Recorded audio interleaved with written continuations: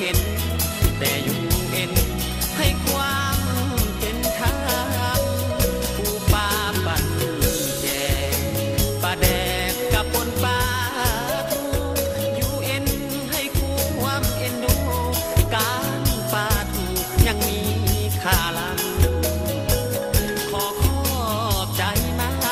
ที่เมตตาให้ความเป็นธรรมดีกว่าถือคนเหยียบย่ำสร้างความอาธรรมต่อคนลี้ภัย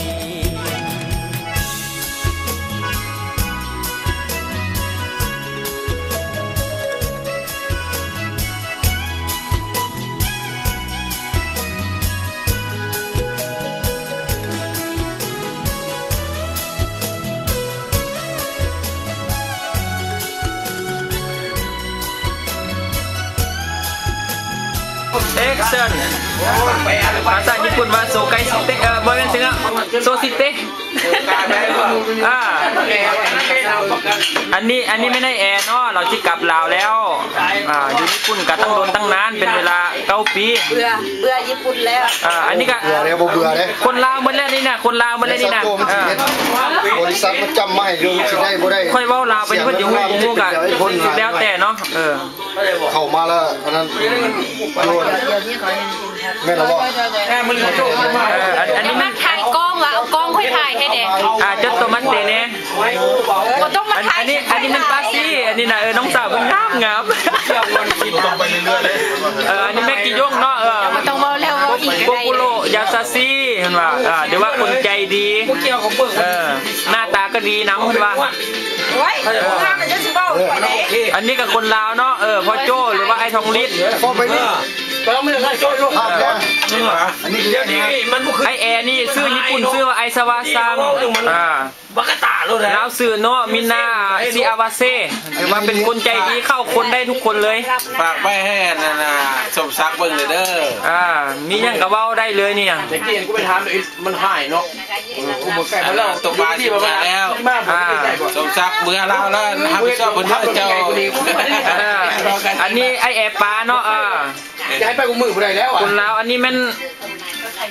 มีหลายชื่อเนาะอันนี้เนาะเป็นระดับเซนเซ่แปลว่าอาจารย์เนาะซาโจ้ใหญ่ซาโจ้ถือว่านายเซนเซ่เป็นอาจารย์เขาแก่เนาะชื่อมันชื่อว่าชื่อรามสื่อสารแบ่งมาชื่อญี่ปุ่นเป็นโฮชิโนะชินิจิอาจารย์เป็นอย่างไรอาจารย์คอมพิวเตอร์อาจารย์ภาษาอังกฤษอาจารย์อิโรแปลว่าอาจารย์ทุกสิ่งทุกอย่างเนาะบักคือโบแปรเด้อบักคือนะอันนี้ท่านผู้ทำไม่ใช่ของแท้เนาะหรือว่าเอาผู้ทำท่านเอาเมิดตำรวจอยู่ญี่ปุ่นนี่ถามรถว่าผู้ทำก็ฮู้เมิดขี่รถตำรวจปันขี่เด็กอันนี้นักฮ้องแดนคอไทยเอาสมหน้านักฮ้องนักฮ้องอยู่ญี่ปุ่นฮ้องเพลงแบบว่าเจแปนแดนงามบ่อิโรชื่อว่าไอ้ภาวดีเนาะย่อเราได้มันย่อหยับไปสิได้ข้าพเจ้าเองชื่อว่าซาโต้เปลี่ยนชื่อใหม่แล้วเปลี่ยนบริษัทใหม่แล้วได้ชื่อใหม่เปลี่ยนไปเรื่อยๆซาโต้อะซาโต้มันโมเมนต์ตัวน้อยตัวนี้มันงามอันนี้ขั้วบุญหรือว่าเมียท่านผู้ทำอันนี้นะ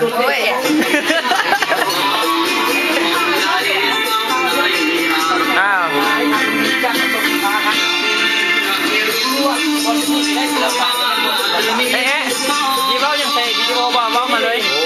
ปาดตึ้งหมดเลย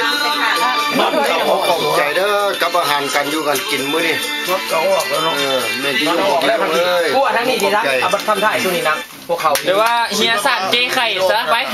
กีแปรให้พ่อกี่ยงแม่กี่ยงท่านแปลว่าเฮียสั่นกับเจไข่อันนี้น่าจะให้ไปทวนเขาทัดเราได้ทวนกระจายข่าวไปฮะผู้มีคนสวรรค์เขาเอาได้เลยน้องเคยเจอสาววิไลบอกได้เรา อันนี้ก็เว้าบ่ได้เลยเว้าได้เลย สุดแล้วแต่วาสนา โอ้ลม คู่กันเลือกกันได้กัน จะเว้าแทนจะเว้าแทนเจ้าภาพหน่อยนึงเนาะเจ้าภาพเพิ่นว่ากินรสอาหารการกินเฮาบ่ให้ขาดตกบกพร่องเราอย่าปะแป้งกินไปเลยพ่อจงต้นออกมาซื้อมื้ออื่นเป็นวันอาทิตย์ห้องการเฮาปิดเฮามาซุ่มแซวกันโอเคคันมันกินจังซี่อยู่ลาวทุกกินถึงเที่ยง เขาก็มีกินอยู่นะมึงว่า โคลากินโคลาวิดีโอก็มาฮอดนี่ก็สิ้นขอสิ้นลงเนาะขอจบลงโอเค